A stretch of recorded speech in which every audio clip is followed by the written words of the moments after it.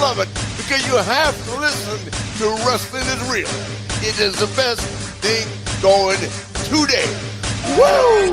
The worldwide leader of podcasting excellence, the king of podcasts radio network proudly presents The Wrestling is Real podcast because wrestling needs us. 2 weeks from WrestleMania 40 in Philadelphia, 2 nights. We'll be having quite a bit of talk about that with post shows going on right here at kingofpodcasts.com. And of course, this is KOP here for you for the night of programming and another Wednesday night. I'm sitting here in the man cave, South Florida, USA, and we can go ahead and talk quite a bit about the ongoing discussion of where WrestleMania 40 is going and what they're doing right now in terms of the card. 10 matches are now announced, as far as we know. We know for sure the Bloodline against Cody Rhodes and Seth freaking Rollins on the tag team match night 1. And we do know that Seth freaking Rollins will take on Drew McIntyre for the World Heavyweight title on night 2. And Roman Reigns will take on Cody Rhodes. The match is to be determined if it's Bloodline rules or not for the undisputed WWE Universal Championship. That by far has been booked extremely well. Let's take away Diarrhea to Dwayne. But let's go ahead and just focus on the fact of Cody Rhodes with Roman Reigns. They're back and forth. The Rock concert, Rock coming in and just, putting a full disruption in the whole setup. Very good stuff. Then the rest of the card, which they're setting things up really quickly just to get to a point. And what it feels like is some of the matches are setting up right now. They just had built-in storylines. They could just kind of like heat back up in a quick second just to put a match together. One of those is all of a sudden Jimmy and Jey Uso now are going to face each other. Sibling rivalry. We couldn't have built that up a little bit. I mean, we know that Jey was going through for a little bit, and there was a little bit of other things going on. But Jey Uso being kind of left out. And now we're going to get Jimmy and Jey? I mean, yes, we can have the match. We can have a reason for the match. It's already, everything is already set in place. But the build-up, kind of a sudden just to go ahead and see Jimmy and Solo come on over to Raw to go ahead and infiltrate Jey Uso. Okay. Took a while for Logan Paul, Randy Orton. They've had their setup going back to Elimination Chamber, so we know that was set up, and that's fine. Not too much more after that. They had the Prime, partnership being done, and KSI came out there, so they had a couple of things they built up for that, which is fine. United States Championship match, okay. Not necessarily. I know I see why Kevin Owens is being added. It all makes sense. But it wasn't like they took a whole lot of time, and it wasn't like they had the biggest presence. It's a match they put together, and it did get built up, and that's okay. I mean, Logan Paul gets a big featured match, and he could very well lose the belt to either one. So that's an interesting matchup, but also a very good matchup at that. I don't even think we're going to have too much of an issue where we're going to see how. I guess what we need to see after this is that Logan Paul will probably take time off. And then if it's either Randy Orton or Kevin Owens that hit the belt, the thing is, I think Randy and Kevin are going to have a split, and then they go off into a program again, right? Didn't they already? I'm pretty sure they did. I want to say they did. And Kevin Owens went through everybody on the roster, so does Randy Orton. So, what do you do next with that? It might just be a rehashing of something else. I don't know what they'll do with it. LA Knight, AJ Styles, this just got started, and they could very well carry this on after WrestleMania. That's why I think this is going to go on right now. The 6-pack ladder match. Now we know more of the teams that are going to be in this. 2 teams left to be announced, but so far, DIY, Johnny Gargano, Tommaso Ciampa, Awesome Truth, Miz and R-Truth, New Day's Kofi Kingston and Xavier Woods, and again, 2 more teams.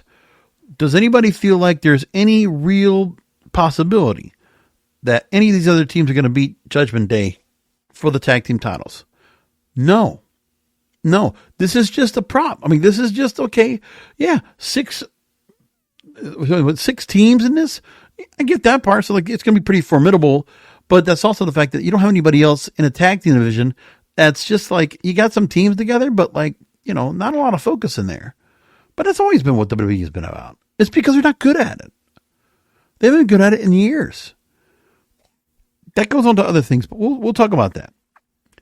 Rhea Ripley, Becky Lynch, that has already gotten quite a bit of setup to that. Io Sky Bailey, there's so much storyline to that.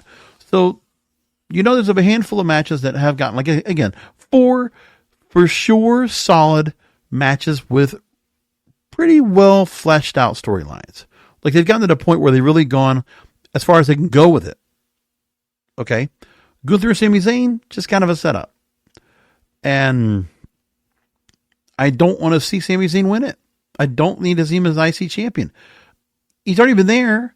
And to go ahead and go full circle and have him do the last thing that he did before they were kind of burying him and they were kind of like just using him around to go and do the Jackass match when he was at his low end on the main roster. And he gets back to being IC champ. So Sami Zayn is an IC champ and not the IC champ that we had before where he was doing the documentary and having the people all around, the conspiracy Sami Zayn. We're not getting that version. All right. I just don't know if they've really done enough to keep the level of stardom that they built up for him going forward. I think it just kind of like he just went back down a couple of pegs back into the upper mid card. Taken much more seriously, of course, as a face, but I don't know. I don't see where Gunther gets the belt dropped here at all. I don't know if they do that or not. Plus, I don't think they're going to have that belt. I think Gunther taking the belt into Paris or Berlin makes more sense. You want to see Gunther, if he's going to lose the IC title, give him a different opponent and make it one of those events.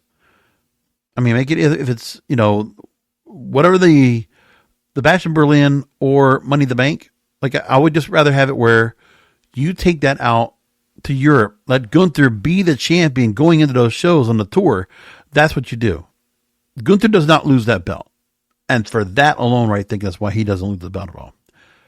Unless they find a way to switch it back, but that's not going to happen either. I don't see that even happening as well. But when I look at that card and I look at what they have available, what they have open at the moment,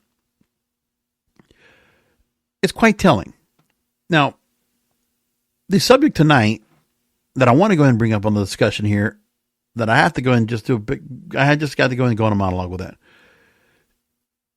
is the fact that if you feel like the card is a bit stale, it is.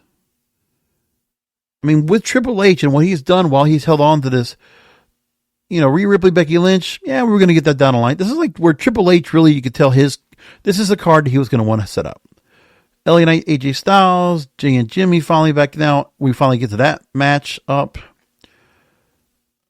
Like, to me, Logan Paul and the way he's incorporated, there's some staleness right now on the main roster. Like Raw and SmackDown. And by the way, you're seeing who they have here. And of course, there's other names that they can put in here, like Alpha Academy. I don't know if they're going to make it in there. I don't know if you're going to see, the Viking Raiders, or like there's so many other stars, like, again, Bobby Lashley, Karrion Kross. We haven't seen any of them, or Street Profits. We've seen none of them being involved. And it just tells you there's a staleness across the board. And like, part of it is, where's the character development? Where's the gimmicks that give us something more than that? Remember, so with some of the stars we have, they have somewhat have had gimmicks. Roman Reigns into the Tribal Chief is a gimmick in a way. It's not because it's realistic, but again, the beads, the championship, the whole setup, the family, that is a bit of a gimmick. Like it's a character. Rock is a character alone. He's a larger than life character, but he is playing, Dwayne Johnson and The Rock are two different people. Cody Rhodes is definitely a bit of a character. He's just not, it's definitely based in reality, but Cody Rhodes is much more larger than life, helps him out with this. Seth Rollins is like, as Rock wants to call him, a clown emoji. When you look at, let's say, Bailey and any else guy, I don't know. Rhea Ripley, definitely more like a character because, she's changed quite a bit of her look. She's the Monday Night Mommy. There's gimmicks to go with gimmicks. Like there's character development that you can get among the stars you have here. And then the other ones, they're based on reality. Okay. Gunther is based on reality. It's just like the world of sport, catch as catch can, European style wrestler. And then when you look at the other stars we have that are going to be competing in the tag team matches, in a tag team title match with DIY, they're just two guys. Awesome Truth, well, Miz and R-Truth, definitely two characters of themselves, but they've been around for 15 years. New Day, definitely been a gimmick, but you know what? Without Big E out there, it's been a different story. Ellie and I guess, somewhat of a character, but he took that from somewhere else. Like, this is not a character that he developed in the WWE. This was offshoot from what he did in Championship Wrestling from Hollywood, what he did in NWA, what he did in TNA. All he did was just repackage the Eli Drake character. Let's just say it like that. AJ Styles, bit of a gimmick they built to him because going back to whatever, but like also based in reality, but also a tremendous pedigree from his TNA career and his WWE career, as a matter of fact. Uso's part of the bloodline. And Logan Paul, he's an influencer. He's just, celebrity guy playing wrestler. Like he is celebrity guy playing boxer. You just can't have guys out there. You just can't have just people. I mean, wrestlers just being wrestlers, it doesn't work in WWE, right? Same thing with the reminder of why you see certain stars that did not make it over when offered to be in the WWE, right? Listen, when you can think about Will Ospreay, Kazuchika Okada, Mercedes Mone, who was in WWE from developmental all the way to the peak of her career, all right? I always say this. The free agents are not their focus. I mean, the fans in their bubble, the WWE fans out there, the universe, for the fact that they want all these free agent stars, and also the marks out there, my fellow podcast wrestling brethren, they all want these certain stars. They would have been overjoyed to see Will Ospreay or the Rainmaker Kazuchika Okada, or to see Sasha Banks back over in the WWE again. But you could say one of the factors is it still has Vince's signature on it. I mean, no matter what you're going to do, TKO Group Holdings, they're going to probably continue to go along and follow along the legacy that Vince laid out. So whatever real significant transformative changes that Triple H can make are going to take time. He's going to have to lobby himself, because when TKO Group Holdings came in and became a company and Ari Emanuel came into it, Endeavor came into this whole space because of the idea that they wanted what was the legacy that has been 50 years in the building that Vince McMahon built. They don't want what Triple H is building right now, because Triple H needs to continue to build off of the legacy that Vince built. Now, we don't need to be going back to what Vince did in the last 20 years. We don't need what he did post-Attitude Era, not so much. But when you think about who they did have in terms of free agents and who they brought back and who they bring on, like, there's a lot of things you got to think about. That when Triple H did this, right, he decided to go ahead and pillage Ring of Honor's roster, pillage TNA's roster into some way, and take some of the stars they had and brought them into the WWE, right? You got to think about the fact that how many have really done really well when they made their their way over. Look, there was a reason why Vince had a bit of an onus about, and a stigma about certain stars from other companies, and he has to make them WWE superstars. So the process that Daniel Bryan went through, that AJ Styles went through, and for those that came back like Bobby Lashley and Drew McIntyre, yeah, there was a process. But I understand why they made that process. And you know what? Chips on the free agents that have chips on their shoulder and come back, yeah, they've actually done very well for themselves because they believe in Vince's vision. They wanted to come back because, honestly, in one way I would think more than others, is that a Bobby Lashley or Drew McIntyre, they want to make Vince proud of them. They wanted to prove to Vince, hey, even if it was like because of respect for the man or not, they wanted to prove they deserve to be in that main roster. Like when they were given a chance to be main eventers and they didn't happen, they got a chance to go ahead and find retribution, get themselves back up, do it again. Cody Rhodes the same way. I mean, Cody Rhodes to the highest extent because of how he was able to go and get AEW started. In many ways, he's very instrumental in helping with that. But the one thing that's different now in the aspect of what was going on when Triple H tried to do what he did with free agency before is because he didn't have a number 2 company to deal with. Because remember, prior to AEW, it was either go to New Japan. Nobody was thinking of Impact Wrestling. Nobody was thinking of other organizations. Like, it's just like the indies are out there. New Japan, if you can make yourself over there, get into a Wrestle Kingdom card. You know, even GCW wasn't even that much of a factor back then. AEW's been built up, and this is where the factor of a number 2 company coming in. Tony Khan, as a billionaire himself, the money to bring in the stars, the exposure he has because he has great TV time. He has a lot of pay-per-view exposure with 8 or 9 pay-per-views a year. He has his relationships that he has created. But now it's like, a couple of years on, he was working with other companies, working with New Japan, working with AAA and others, and, even working a little bit with TNA to an extent, the Impact Wrestling. And he did that. But AEW now is a standalone, but they're not kind of deferring anyone from being able to work in other shows. That's one thing they're not doing. There's a lot of stars that continue to work in other shows while on the AEW roster, but there's also AEW exclusive members. And that's the part where the flexibility, which was always a factor with some stars that go into WWE, even though Triple H is trying to change that whole stigma as well. I give him credit, he's trying. But that's the part is more difficult. To lure free agents in that could bring a lot of clout and bring some audience over that are just pure fans that will continue to go and watch wrestling, and they'll give WWE a chance to go and watch much more. But the appeal of WWE, no matter if it's what Vince does or how Triple H is doing it now, it doesn't matter. The appeal's not there because the creativity, the flexibility, the freedom to be able to go and do gimmicks or wrestling matches as they would like to be able to book them, the possibilities they can have over in AEW.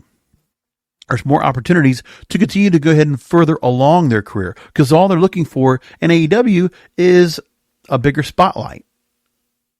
They don't need the full treatment of what WWE does. Like, in a way, sure, WWE is meant to be known as like the finishing school. That's the place where you add the extra touches to create the superstar. I think Triple H, that was one thing he needs to understand, is that is the legacy of what the WWE is.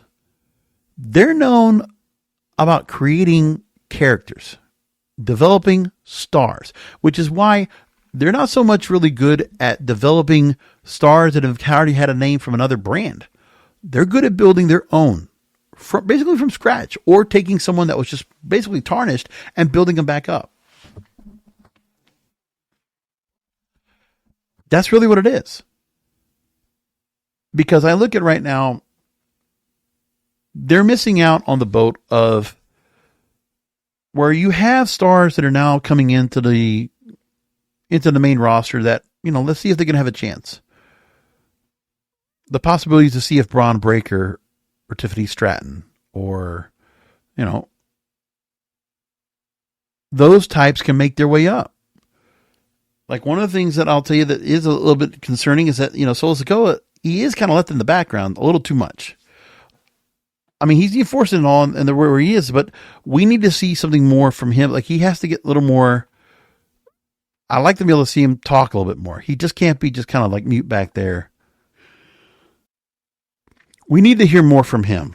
Like, Solo Sikoa needs to be the well-rounded star. Because once he gets up there, I don't know, after the bloodline for Solo Sikoa, I don't think that Paul Heyman's going to be staying around and managing him. Solo Sikoa has to find himself. Like, he's part of the bloodline, a very integral part, an important part, but he has to find something that makes him stand alone, that makes him stand out. And I don't know what that is yet, but they haven't given it to him either. Like, the inclusion and incorporation, the association with the bloodline, it's just like what Sami Zayn got, but that's it. It's the association, but he needs to have more to develop. He's a young star. Let's get something there. I don't know what you do. In a way, I don't know if Solo Sikoa should be standing alone in matches and kind of just being the enforcer as much as he should have a tag team partner. I don't know who you get. But honestly, like, if you were going to continue the bloodline, why haven't you found somebody else to be a tag team partner? Not for Jimmy. Jimmy can stand alone. But let's get somebody for Solo. Like, get a tag team to go after tag team titles. Let the bloodline be a part of that. Because that was always important to have, you know, certain titles that were mentioned because the bloodline was all over in storyline. Multi-dimensional. So Solo getting another Samoan star coming in. I don't know who you get. But, I mean, if you want to go after free agents, go after what's going to actually help to benefit and kind of just enhance some of your storylines, some of your stars. I think Solo Sikoa with a tag team partner would work really well. And then the split. But I think you need that there somewhere. When it comes to some of the other stars they've brought on board that we're trying to see if they're going to pan out in NXT. I mean, Austin Theory was just thrown right up there. And they gave him time. And remember, and Triple H has not done the best on booking him. He lost the U.S. title, got it back, and he's been wallowing with Grayson Waller. It's as if they're just kind of here. Like, I don't feel like there's any benefit right now or any kind of direction that Grayson Waller and Austin Theory have had together. I think pairing them together has not helped much. And by the way, why aren't they a tag team going after the tag team titles? Like, why aren't they going after Judgment Day's tag team titles in that ladder match? Why haven't they even mentioned? Like, is there a match with them yet? I don't know yet. I haven't looked at the SmackDown results. All I know is that Cody and Roman are supposed to be one-on-one and supposedly going to stay one-on-one. We'll find out what they're going to do, but still. Do we think that Braun Breaker is going to become like, do you think that he's going to get the Goldberg run and it's going to work out for him? Or do we think that, what I'm thinking more, that Braun Breaker is going to become the next Ryback? You can't keep Braun Breaker as he was. The association with Baron Corbin in NXT, that didn't work well.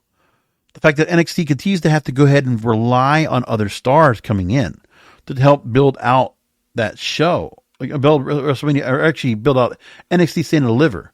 Like, that's another thing that's very concerning when it comes to developmental and what they have.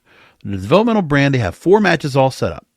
So we know that, okay, for off the back, Tony D'Angelo is going to go after the NXT title. That's out of nowhere. Baron Corbin, Braun Breaker are going to be NXT Tag Team Championship Tournament. And then Trick Williams, Carmelo Hayes, which that's been built up for a long time. But again, those are 2 stars. They're looking to go ahead and eventually make main roster permanent. I don't believe in either of these guys. I don't think that Trick Williams is not going to get over as a main event star with Whoop Tech Trick. It's not. Are they good in the ring? Sure. But the characters have to be built up better. They have to have dimensions. And it can't just be this. It can't just be, they're one dimensional. Carmelo Hayes, same thing. I can't miss. One dimensional. The direction with Roxanne Perez. Okay, and I would think that she could very well be on that main roster. But even her, in the same way, listen, I'm going to tell you what. You put Roxanne Perez in any other women's division, and she would excel. She was a TNA knockout. She would be fantastic. Okay? If she had a chance in AEW, I think they would definitely have to look at her much more prominently than ever. But like that women's roster on both of them are very, well, TNA has, they got a little bit of change around when it comes to their roster, but like AEW is just too full. They have just too many women over there for her to be even noticed right now, especially with the inclusions of Mercedes Mone and Deonna Purrazzo. And yeah, you're not going to get much notice over there. But Roxanne Perez, hey, they want to make her turn heel. They got her there now. I don't know if that's going to work. So you switch the rules right now with Lyra Vicaria, and she's going to defend her title against Roxanne Perez. I don't know if that's going to fit much, but that's what you got right now so far. And then remember, you have tag team title matches where Latino World Orders, Joaquin Wild, Cruz del Toro. So it's like, this is like a step back. They're back in there once again. And the OC is in this, of all people. Like, come on. So now 3-way match is going on by NXT for their Eliminator Tournament. LWO, Axiom and Nathan Frazier. OC, like, you have to keep bringing in main roster stars to help bolster up the developmental. I don't like it. I don't think it has really helped much at all. I don't think Braun Breaker and Baron Corbin have really helped each other much. I think even bringing Apollo Crews from time to time down there, Becky Lynch being NXT champion over there did not help much matters, right? Like all these things. I mean, if you're going to have somebody that's becoming a main event star after all said and done, Tiffany Stratton has just got the it factor. Like, that is quite a character that she has. Like, she's developed quite a character, and she's very much entrenched in the character. Like, if you see Tiffany Stratton on social media, and you see her when she comes out, and she's in her role, like, she's playing a part. She's playing a character. Tiffany Stratton, that's a character. She's all out playing a character. And that's character development. They let her go on with that, which is fine. But the thing is, if you don't have anything that really works out for them anyway, then move them forward. Move them forward. And that has to happen. You have to build characters on every one of these stars coming up. Now, of course, we can make the discussion. Oh, well, look what happened to Tyler Breeze or Fandango or Adam Rose. And yeah, I got that part. I get that part. But you can do both. But what WWE needs to do is they need to make these developmental stars have real characters. Again, like, you have to do it. Okay? But then Triple H, Shawn Michaels down there in Orlando, start building that up. Like, where is the developmental over there to build those stars up like that?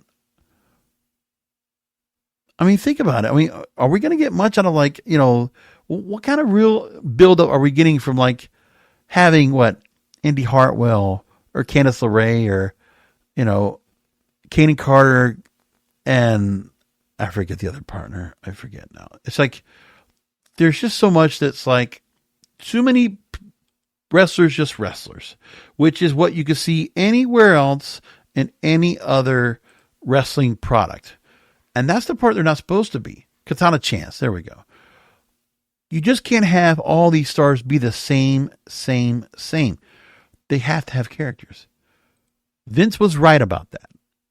People don't want to hear this. They want to think, oh, Vince is gone, dead and buried. He's going to be arrested someday. He's going to go to prison. No, he's not. Probably have to pay some people off to hush Bunny down after what he did, most likely. But the thing is that what Vince's idea of character development, the problem was the characters were bad. They just put characters up to put characters. But these stars, they need gimmicks. They need something that identifies with them. So that they're not just the same person when they go out there. They can be somebody that's amplified to 10 or 11 and be somebody different. I mean, create a part. Play a part. Be a part. If you don't do that, then every star is just a creator wrestler. I mean, if people want to just do that, they could just go to the video games. But you're not going to get any stars over by their name and by just them being just a spotlight of who they are as themselves. You can't do the realistic real wrestlers, okay? Even with this, and by the way, let me put it like this too. This is the best they've gotten when you get to think about, okay, of the stars they've had all in the last 5 years, right? All the black and white 2019, we always talk about that.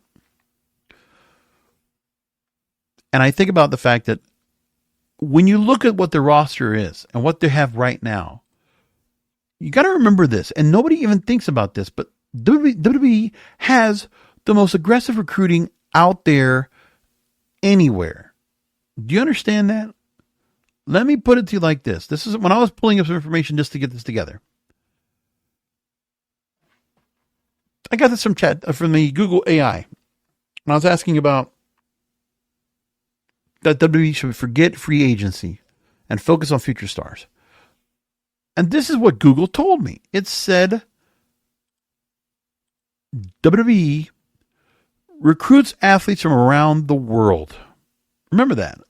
Remember, they go to all these different areas. They're trying to build territories, right? That was what Triple H was going to be doing on NXT, was build new territories. Like about the group in Europe.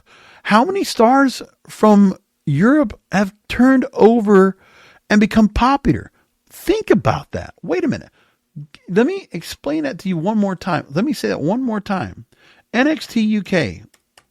NXT UK. Let's put it like this. The roster that they had. Let me make this point very clear. Of the UK roster that they had, you think about who they have right now. Take away Imperium. And let's think, right? All these stars they had over there. For the NXT UK side, Joe Coffey, Ilya Dragunov, who's now the NXT champion. Okay. Alexander Wolf, gone. Let's see, Fabian Eichner, he's with Imperium. Okay. Joe Coffey, the cult leader, hasn't really worked out, and they continue to have to keep changing it because it's like not much, and he has more people to go and add more than ever. Mark Andrews, and he's off somewhere else. Marty Scurll, well, of course, he ruined his career. Noam Dar, he's back, but still, like, they keep changing him to just keep changing him. He was part of 205, and then they, put him back down into the NXT again. Not much else there. Trent Seven's not even there anymore. I mean, how many people did you have that were part of this? I mean, yeah, you got, you have a couple of tag teams that are still together that are part of what NXT UK would have been. But all those stars they brought from Europe, have any of them really stood out? Anybody that has like an over the top, character that's like out there? Ilya Dragunov, I guess you got that because he does like the whole orchestra kind of thing. And he's just like this certain style of wrestling, which is just very interesting from like a little small guy like that. But I guess, I mean, if you want to go talk about the fact that with Imperium, they're just kind of just there, just a group. And then I think about the other stars they've had that have been down there for a while. The NXT Rainbow brand, with Tony D'Angelo and, Stacks and all these other stars that Tony D'Angelo's not going to pan out on the main roster as this mob character. It's played out. Do something else with him. I mean, if you're going to feel like he's going to be something else after this, then let's go. Because honestly, if it's something about thinking about, it's just too cool for school to kind of have him go out there, I don't give a shit. Hey, think about what your fans have interest out there, okay? They're interesting characters anyway. Look at the cosplay. They you might see characters that go cosplay because they watch superstars. They watch like Marvel or DC, or at least they were watching superheroes until it turned out passé because now every movie tanks because they're not that good anymore. And because some of their best days are behind them. But what about anime? They're all characters. I mean, when I think about all the anime movies I've went and seen in the last couple years to watch One Piece or Dragon Ball Z, or I just watched Demon Slayer a few weeks ago, they're just really built out, crazy out there characters. But everybody knows who they are, though. They're dressed up like them. They're fans. If you probably had them going out there dressed like that anyway, think about it like that. I mean, Shinsuke Nakamura, you put him out there, or Akira Tozawa, and damn anime look. Could you imagine if they actually kind of went that kind of far and made them look like they were like anime stars? 1 week we see all of a sudden Akira Tozawa coming out like Goku. What the fuck? Could you imagine that? Because the other thing is that when you see influencers out there, they're all characters. They all have their own character development. You want a younger fan base, you create characters. You create, fantasy. You don't have to base it on reality. That's what WWE was about. It was always about that. But it's because Triple H and Shawn Michaels were in a part of the Attitude Era that was a little bit, they thought, it was still kind of grounded because, people could relate. Well, sure, but they were still larger-than-life, cartoon-like characters. The Rock and Stone Cold and Mankind and Undertaker. it's still the same thing. Kane, they're all, it's like larger than life. Like put them in like, in movies, they're characters larger than life. They can be superheroes. We've talked about that. I'll tell you like this. Remember when they tried to make Ricochet like the superhero and didn't necessarily work out, but they were trying to do something with him, right? I mean, Ricochet being Ricochet, yeah, he's doing just fine. But let's be honest here. If you just let him just be Ricochet that he's been like everywhere else around the world, it's not going to work because he's just going to be in the same space as he's always been. Because in the realm of WWE, they're not going to care. They're just going to have these stars be at a certain level and they're just good workers out there and that's it. But where are they in WrestleMania? Nowhere. That was the reason you're supposed to be on this roster. It's because you want to be on WrestleMania. You don't get to WrestleMania, honestly, and become something better or bigger after that unless you have character development. It's just the way it is. Pete Dunne now moving away and, now he's off into another tag team. You're telling me that when they took him out of Brawling Brutes, do you think changing Butch back to Pete Dunne? Listen, in retrospect, be honest with yourselves. Do you think that's working now? Do you think that's working now? I mean, yeah, I didn't like Butch, but really, yeah, I don't like it. I don't like doing this. Okay, you want to go back to Bruiserweight? All right, go ahead.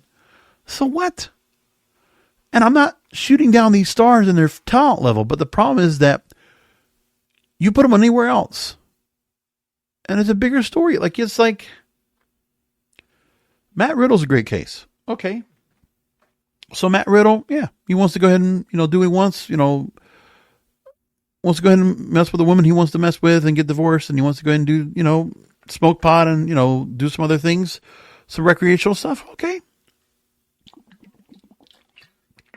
Matt Riddle's back to where he was back in the Indies in MLW. He's having a good old time. It's like out there working, right? He's having a good old time doing what he's doing.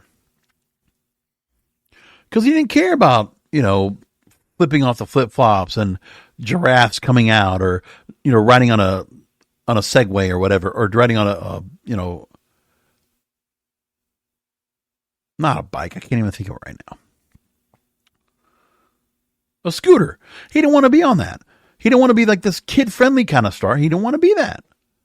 Okay, but you know what? People were with him along with the interaction with him and Randy Orton. Hey, that was the highest point of his career. RK Bro, man, everybody was all into it, super into it. Big difference.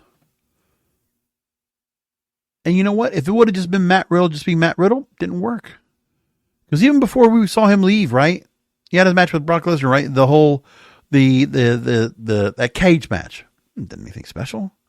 Making Matt Riddle just be Matt Riddle and not just Riddle. Hey, Vince might have done it. You might not thought it was really cool, but you know what? You were over. In the WWE lights, you were going to be a bigger star. You were going to be a champion. You were going to be a mid-card champion. You could have probably moved up to the main event. But no. I don't know, man. I don't know. It's just something about where we look at what could have been done better. There's a story that came out from New York Post, and Joseph Stasuski actually did a pretty good job of trying to make the point of this.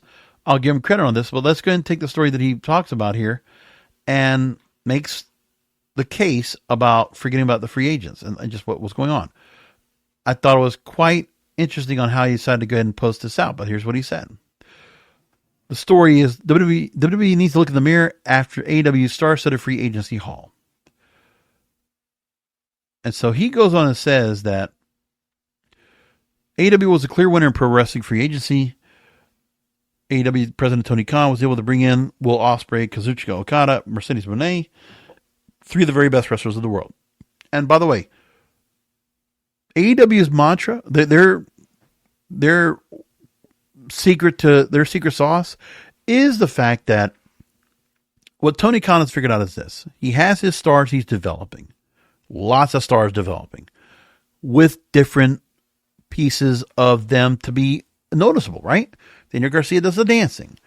Hook has the whole thing now with the Batman thing now. And like he's built up his whole quiet, cold-hearted, handsome devil mystique. You think about Jack Perry, which we haven't seen in a long time, but I don't know if he's coming back. MJF has been a fully developed, thought out character. It's like a ridiculously, incredibly over star. You think about Orange Cassidy, already a built-in character, already a built-in meme, right? The Acclaimed in the same way. They got their own setup. Swerve Strickland now has been built up to even something more. Like, remember, this guy was Killshot. Now he's got the full, it's not just Swerve's house like it was anymore. Now it's just like a full-fledged with the dance. Like, shit, there's much more to him. And people are feeding frenzy right now to see Swerve Strickland become champion. And, I mean, you look at that Hangman Adam Page, he's just a damn cowboy now. He's full-fledged into it. Even the development of the Young Bucks, they gotten into the whole, and by the way, talk about character development. Like one of the most fully pulled through gimmicks, which, I mean, the WWE wishes they could be doing this, is what Toni Storm's doing. Like what Toni Storm's doing. And by the way, and now Mariah May dressing up like the original Toni Storm is fantastic, by the way. It's just wonderful. But Toni Storm, amazing development of character. And she's the most over she's ever been. So did you think Toni Storm was going to get over and get a whole lot happening to her? I mean, she probably would have done really well because she does work really well. And she's got the looks that for the aesthetics for women and WWE they need to have. She absolutely fits the bill. But right now, this character, like the chance she's getting to do this, I don't know who pitched this to her. But this has been so remarkable. Like I really love the character. I have said it enough, but it's totally true. Sasha Banks has had the character that she's had, and honestly, I think she's done a pretty good job of repurposing the Mercedes Mone character, so she's made it more her own. And now the CEO thing, nice touch. Because now they're going to chant that all the time to her. Like, I like the fact they're not going to say Monet or Mercedes. They're going to just say CEO. Smart. Very smart. Kazuchika Okada was already a built-in character in his own right. But again, AEW they already have the pedigree. They already have the reputation of validating and seriously taking stars from around the world that already have this incredible pedigree and reputation. They treat them with all the respect in the world. And think about it. I mean, Bryan Danielson is getting like this great run right now where he's working all these other stars and he's enjoying just working out there and just working with everybody. Like, just having great matches out there. And you think about the fact of, Claudio Castagnoli, the whole Blackpool Combat Club, respect of how they're putting that group together and what they get to do. And I look at also bringing in Pac and Lucha Brothers and, taking from wherever areas they're coming from and just doing the right thing by them. Like, if a star is going to come in from another company and go work in AEW, they're going to be doing something important. And Will Ospreay to come in here and be a part of this tells you, okay, well, first of all, there's a lot of great stars he's going to have to work with over here. And they've also proven that Tony Khan has proven as well that he has stars, that some good young stars that all these different stars want to work with. Let's think about it like that as well. I mean, and Chris Jericho probably would have worked with anybody, but look, right now he's working with Hook. I'm sure he's enjoying it right now because Hook is over. And it's good to go and see him here. It's just another position to kind of do more. Darby Allin working with Sting. Like, come on, Sting wanted to go and work with him. And like, that's great stuff. And you just see where there's a good mix. Young stars. It's like Tony Khan is doing this roster like he would a championship team. Because your best championship teams, you don't just, I'm going to take precedent. I rarely say names from the other podcast wrestling brother out there, but Kevin Castle, always respect what he's always said for years and years in the wrestling space. Always refers to the New York Yankees. And I always disagree with how the New York Yankees like to do business. because I hate that the New York Yankees basically buy a baseball team. They buy a championship team every year. Boston Red Sox, same thing. They buy a team. That's why I can't watch baseball. I can't watch this. And like, even if there is Moneyball that's out there where, like the Astros or the Rangers can like build a bit of a different roster and do something, like they can kind of build themselves up without the other part. The one thing that used to be a big thing to me was, of course, I was an Atlanta Braves fan back in the day. And I think about the fact that Atlanta Braves, when I was a big fan, and I was watching them lose 100 games a year, like as far back as 1983 to 1990, all those bad years of losing. And then they started turning things around, 91. And you remember, for me, you might not remember, but they had 4 bona fide all-star pitchers in their starting lineup. Like, they were just badass. All 20-game winners, great ERAs, just kicking ass. Even the 5th guy was pretty good. He was winning more than he was losing. So give that too. But the thing was that the Atlanta Braves, to become a championship team, they had the great mix of having free agents that could help enhance the roster, enhance the team. But then they also had a farm system, a developmental system, a territory system to build up players. So baseball has that system where you got AAA, single A, and all this stuff. And then you call up stars to come on up. WWE has that. They're the ones that have the most defined developmental division. For AEW, for the most part, they had Dark and Dark Elevation, and they stopped those shows. So what is it now, Rampage or Collision? I don't know that so much. But it's part of the thing where the AEW product is a mix of some very good free agents, some very solid free agents.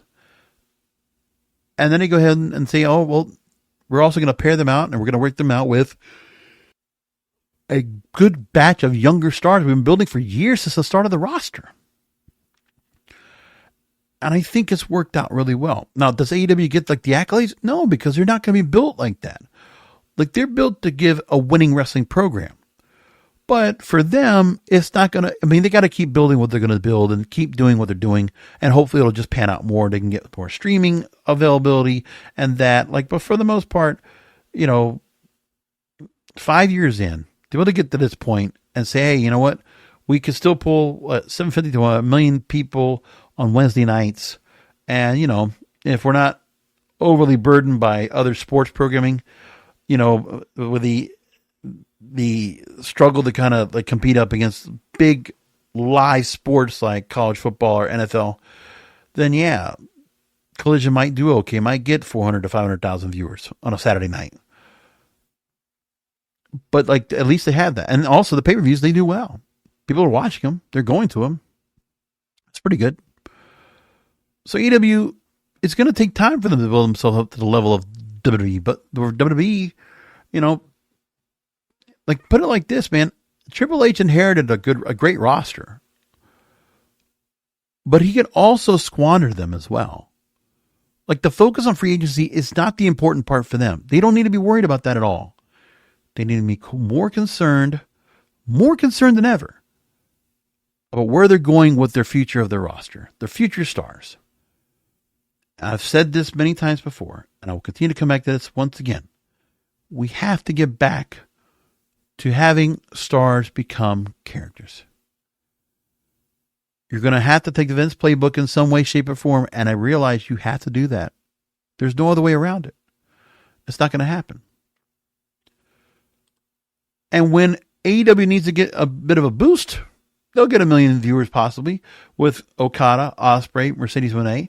You get those 3 stars in there. It's just like they did with Bryan Danielson and CM Punk and others. They did the same thing in Claudio Castagnoli. The new free agents that come in that will get a bit of a kick, that is something you got to realize. Ospreay talking about his promo on Dynamite, the AEW rallying cry of restore the feeling, as AEW looks to reinvigorate the energy and interest around the promotion.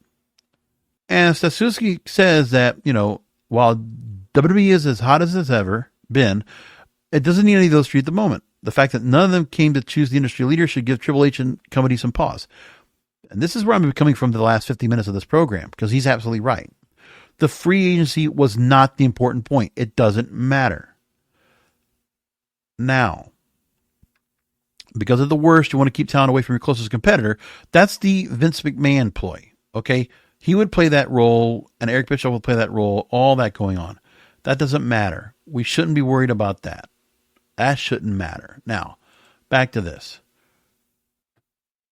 One of the things that WWE has done in terms of their setup of doing, signings, is they've been picking off AEW talent. Like that, make that point clear. They have been picking off AEW talent. AEW is not hurting as a result. Okay, CM Punk left, or he got fired. You got Cody Rhodes, Jade Cargill, who we have not heard anything much about, but I feel like they're afraid of what they're going to do with her.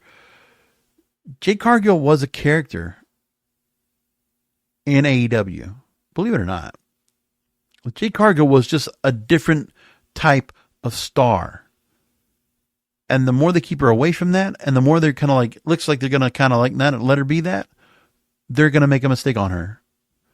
And I hope they don't. I hope they don't.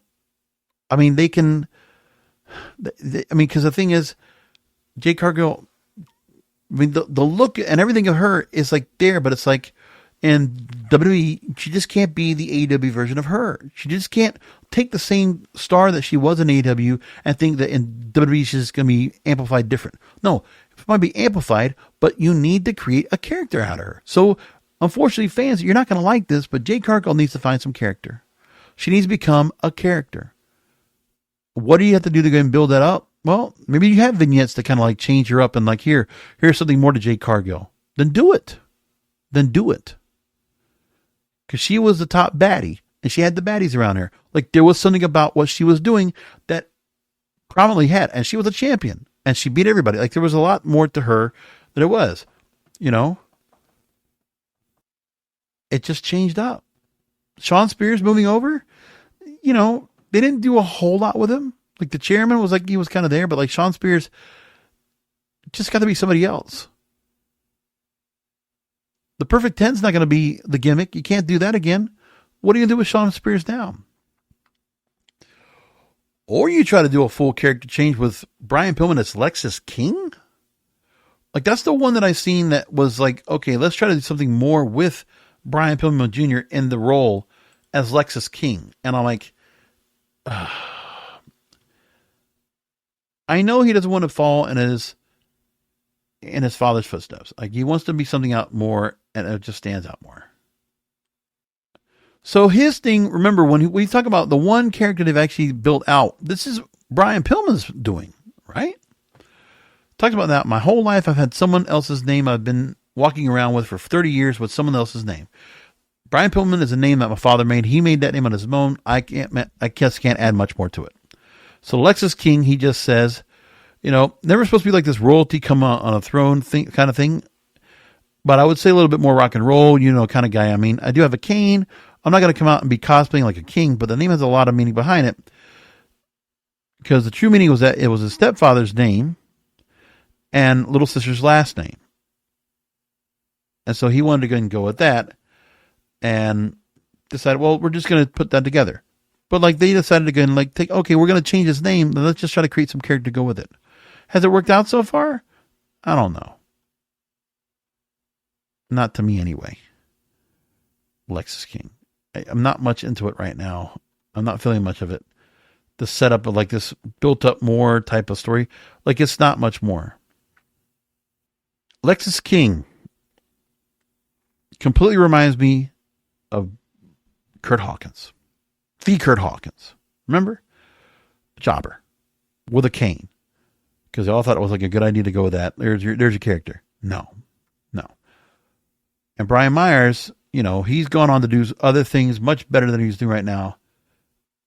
And he's changed it up. Like he doesn't need to be where he is right now, what he was doing before. Like Brian Myers is doing just fine over in TNA, changing his look and changing his whole gimmick up because now he's just a different guy. Good for him. Like, we don't need all this other stuff going on that he's been doing to Kurt Hawkins. And I'm sure he's probably glad to just leave that all behind. And that's it. So where is the character development? Why has that become something that's just not an idea? Is it because Triple H is just like such a player's coach that he just can't convince people to just say, hey, come on and do this? Because he should. I mean, he should be doing that. And imagine if he did. Because I think if you do something more with him, you could really make him stand out. And it's like, okay, let's go. But he's not. And it's a shame because it's like WWE has to do that. I don't know if Joseph says it here in the New York Post article, but let's go and move along with what he says before we wrap things up. Cons always seem to go the extra mile on the financial terms, and like WCW, AEW isn't reliant on downside guarantees. And you aren't getting that money for a much, much lighter schedule, as AEW tapes on Wednesday and Saturdays. So they make the point that the silver lining for the WWE is that it can be less reliant on AEW on the free agency for talent because its NXT and performance system allowed to keep building new stars in-house. But building plain Jane basic stars, you can't do basic anymore. We have to do something a little more advanced. But opportunities to sign main event talent in their prime, such as Okada, Ospreay, and Mone, don't come around too often, and WWE was unable to land any of them. Getting a WrestleMania moment may not have the same pull as it did in the past. And WWE may need to open its checkbook a little wider or have other different incentives. Because unlike in the past, when they were New York Yankee-like in free agency, the WWE might just be the ones working from behind more and more cases. Right, the WrestleMania moment doesn't really matter. We're kind of feeling like that's becoming a thing too. And, you know, because the WrestleMania moment just can't be about WrestleMania. It's like, you got to have the match over there. You got to have something that, like, WWE has to be responsible for creating everything about your character, your persona, all of it. Because remember, the reason why Vince did it is because he wanted to own it. Now, Vince's idea to own and market and trademark and merchandise and create everything else he did with all these stars, he wasn't wrong with that. And are you telling me that TKO Group Holdings doesn't want to do that either? I think they can. And I would be hard-pressed to think if they don't do it. But I think that's what they got to figure out. So I don't know what else goes on next, but you have to keep that in mind too. Because there's so many stars they have that I hate to say it, but they're basic. Look, even Suzuki also talked about the fact that, okay, sure, Raw had two of the best TV matches we've seen all year.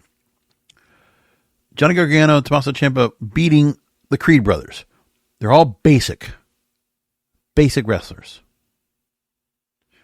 And then they had Becky Lynch and Nia Jax killing it in their last woman standing match. But like I said, just keep in mind that when we're looking at things right now with the stars that are supposed to be making their way up, like if they don't have something more than just their name and their moveset, they're not going to excel. And WWE is going to hurt in the long run. Mark my words. A lot of other wrestling podcasts will not say that, but I will. And for that, I thank you for listening to this program as you do every week. So there are quite a few events coming up. We'll have Stand and Deliver NXT, 2 nights of WrestleMania coming up in a couple of weeks. Also got Supercard of Honor coming up on the same weekend. And so much more going on. It's like, wow. It's another busy WrestleMania weekend coming up, as always is going to be. And we'll leave it all at that. KingofPodcasts.com is where all my content is at. And by the way, if you haven't gone to the YouTube channel at King of Podcasts, go look for me on YouTube. Like, comment, share, subscribe. Please make sure to go and follow along there and check it out because it will be really greatly appreciated. And I want to keep building the channel. Got 345 subscribers. I got to get to 500 to start monetizing and get a lot more to it. But I hope all of you will join me there. And follow me on social media. I put clips up every week. So much more. Come back next week for another Wrestling is Real podcast because wrestling needs us.